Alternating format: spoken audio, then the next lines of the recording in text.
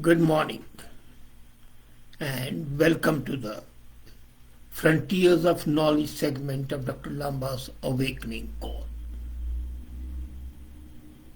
Indian Army and its infantry has really done wonders. And today is a day when Indian Army and the Indian nation celebrates this day, October 27th, as the infantry.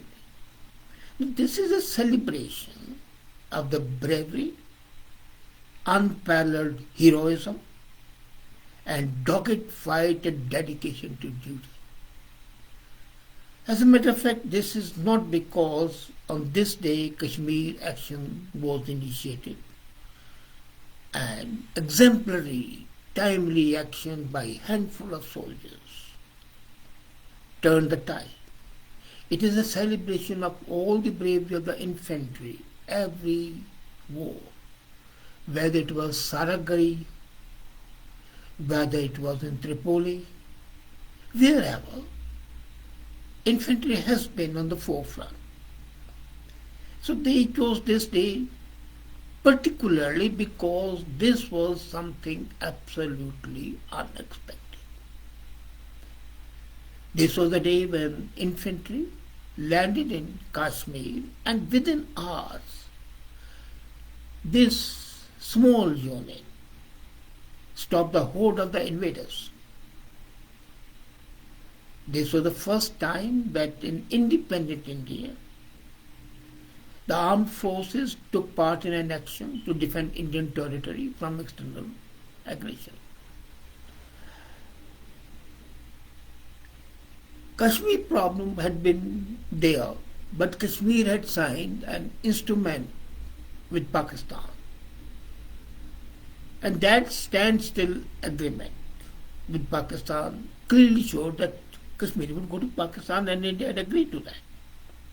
But when Pakistan sent its invaders, aided, assisted, and directed, commanded by the armed forces of Pakistan, Maharaja of Kashmir turned to India first. India refused to do so because, having signed an standstill agreement with Pakistan, it was essentially a part of Pakistan, and according to Jawaharlal Nehru, this was an internal affair. And Sardar Patel and Nehru and Mountbatten agreed that till Maharaja signed the instrument of accession to India, superseding that standstill agreement, Indian forces would not help him. Kashmir forces were unable to bear the brunt of the invaders, heavily armed, brutal. And those people were just a few miles away from the Srinagar border. So on August 26, 1947, the then Maharaja of Jammu Kashmir, Hari Singh, signed the instrument of accession, making Kashmir a part of the Indian dominion. And within hours, Jawaharlal Nehru gave an order to the Indian troops to be deployed in state to fight against the aggressors. Now, what were the events? The whole thing had started on October 22, the Black Day they call it, when Pakistan had poured in thousands of regular soldiers dressed as tribals, as well as volunteers from the tribal areas of the northwest frontier province into Jammu and Kashmir, and the purpose was to forcibly occupy the state, integrated with Pakistan. The state forces, as I said, tried to fight them. They could not do it. So Maharaja signed it. And then India had to protect its territory. The point was, it was already the onset of winter. Roads were blocked. There was no way they could be sent. So the first Indian battalion that was to be rushed to Srinagar was decided to be 1st Sikh Regiment. It was commanded by a young Lieutenant Colonel Ranjit Rai. At that time, the battalion was stationed in Gurgaon, which is just next to Delhi, because that was the easiest available unit that could come. But you know what happened? The battalion had at that time only 4 companies, and out of the 4, 2 were deployed to aid and assist the civilian authority in Delhi, in Punjab. At that time, Haryana was a part of Punjab, because the communal rights were there, and they were away from Gurgaon to tackle the post-independence communal rights, protection of the Muslims, as well as taking care to see that the refugees are settled. So only 2 companies were there in Gurgaon. Now imagine 2 companies against hordes of trained, well refreshed soldiers. Was a tough thing. It was late at night on October 26 that Colonel Rai received an order that next morning he is to leave his 2 battalions. The soldiers were sleeping, they were asked to wake up and go. Now this makes a very interesting study, that the soldiers were asleep. Within half an hour of receiving the summons, 100% soldiers of the 2 battalions assembled at the Palam airport in New Delhi to be ready to be airlifted. It was 3 in the morning. Then the question arose how to take them. This unit, 1 Sikh, had only 2 companies, as I said, and 1 battery of 13 Field Regiment of artillery was provided to it in infantry role. Now, this was it for the first time that the artillery company was going as an infantry company, playing the role of infantry. They are different roles altogether. So this battery of 13 Field Regiment, 2 battalions of 1st Sikh, at 3 in the morning they assembled at the Palam airport. Now, the point was, as I said, the shortage of the aircraft. An emergency meeting had been held simultaneously, and immediately they said, okay, what we do? They used Dakotas. Lieutenant General Sinha, who was later on governor of Jammu and Kashmir and Assam, at that time was a major, and it fell to his lot to arrange for the logistics. So it was decided that as these units go by Dakotas, a brigade level force would be sent by road. And then they knew that the road link from Pathankot to Srinagar was not in good shape, and it would take big time consuming. So they requisitioned Dakotas. And at the same time, another brigade was ordered to follow by road. Now, the biggest thing is people talk of the airlift of Berlin. But this airlift was exemplary again. There were only 7 Dakotas available. They were assembled at the airport at about 5 o'clock, and each Dakota was scheduled to do 2 sorties each to airlift the troops of the 1st Sikh and their equipment. Out of the 7 Dakotas, now here is the complete synchronization of the army and civilian authorities. The 7 Dakotas were there, but there were only 2 Air Force Dakotas. The rest was from the private airlines. And that private airline was owned by Biju Patnaik, who later on became the Chief Minister of Orissa, now called Odisha. So he said he was a patriot. You know, he is the same person who had rescued President Skarno and escorted him out of the danger zone. So these 7 Dakotas, 2 Air Force Dakotas, 5 private Dakotas, took these soldiers 2 sorties each, and they left as soon as the day dawned. And as ordered, Lieutenant Diwan Ranjit Rai reached Palam with his troops well in time, 3 in the morning. He was briefed for the task by Major Sinha. And Sinha was quite impressed by the cool, calm, composed face of Colonel, as well as the determination, the fire, and patriotic fervor in the soldiers who knew that they are going in a very tough time. Possibly they were reminded of the Sarakari fort when 21 soldiers defended against 20,000 people. So short as soon as the day dawned, it was 6:30, the Dakotas took to air carrying the first Indian Infantry soldiers and a battery of the artillery troops into Jammu and Kashmir. And then it's history.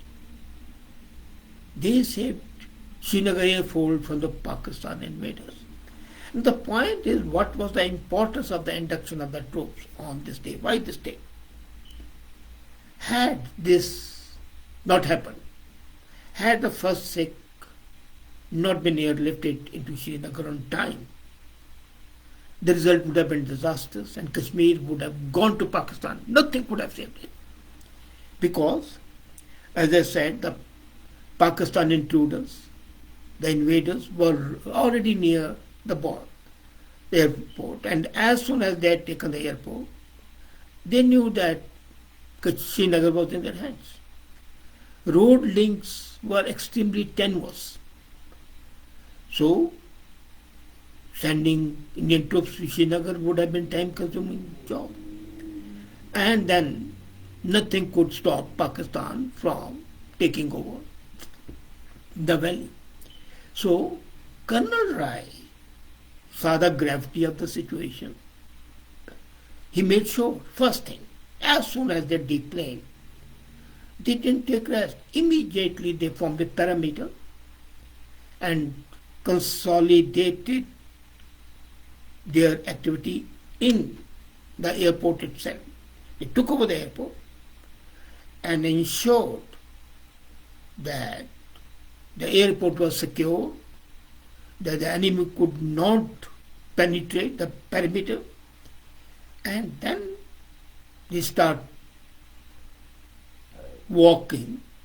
They had no troops. The few armed carriers came, so they rushed towards Baramulla. The purpose was to stop the invaders in their tracks, and this was a shock to the invaders. They could hardly imagine that the Indian army would be there, because till a few hours back they knew that nothing had been done. There is a comment by Singh Jaspal, what these 5 Dakotas brought from Kalinga Airlines? Yes, that's right, Mr. Sarpa. Kalinga Airlines was set up by Biju Patnaik, who later on became the Chief Minister of Odisha. And these Dakotas were from the Kalinga Airlines. So this is a civilian aircraft, and civilian being used for the army is done, but not this way. The they were booked, they were ready for the civilian flights. The passengers were deplaned, and the pilots were told that they have got to carry. So the pilots were not changed. They were still the civilian pilots working under the armed forces advice. You are 100% right. They were Kalinga Airline Dakotas. Now, what happened then when the Baramulla, the fight started? First fight. But when the invaders were stopped in their tracks, they could not go to Kashmir, and he brought in extra time. He had been sending more reinforcements to Srinagar. So by that time, the other sorties had started coming in. Unfortunately, while taking on the invaders, Colonel Rai was shot dead. He lost his life. And he was awarded the Mahavir Chakra for his bravery, possibly the first Mahavir Chakra after independence was awarded to Colonel Rai. This was an epoch-making action, a historical action, where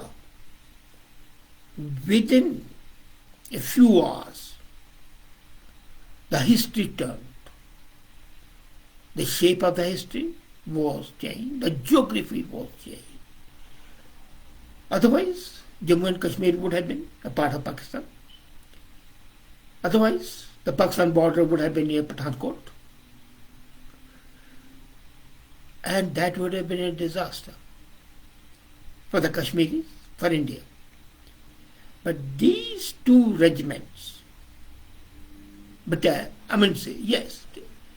companies, sorry, not regiments, these two companies out of 4, under the exemplary leadership and full of fire, saved the nation.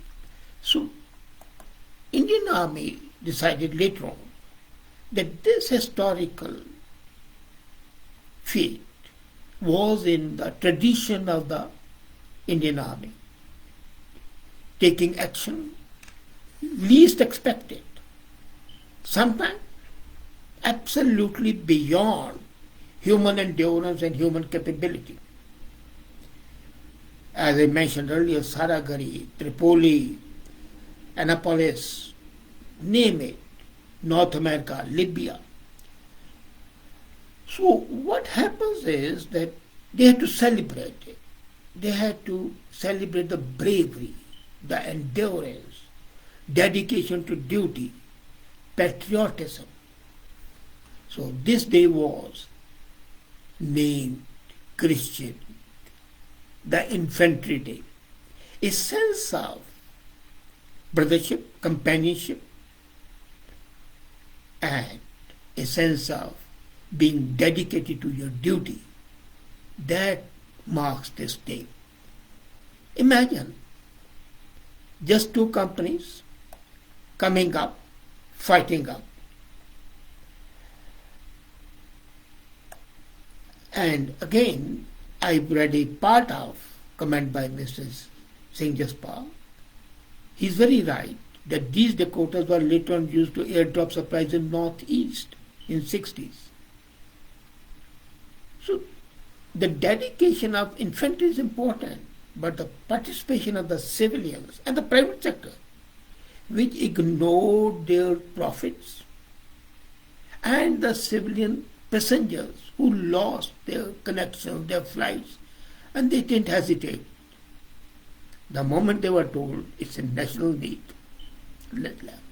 So it's a combination of the capabilities and dedication. But Infantry Day is a day set to facilitate the action and felicitate, congratulate the infantry for his heroic deeds, and is a reminder to the young. Most of the people are not aware of the history.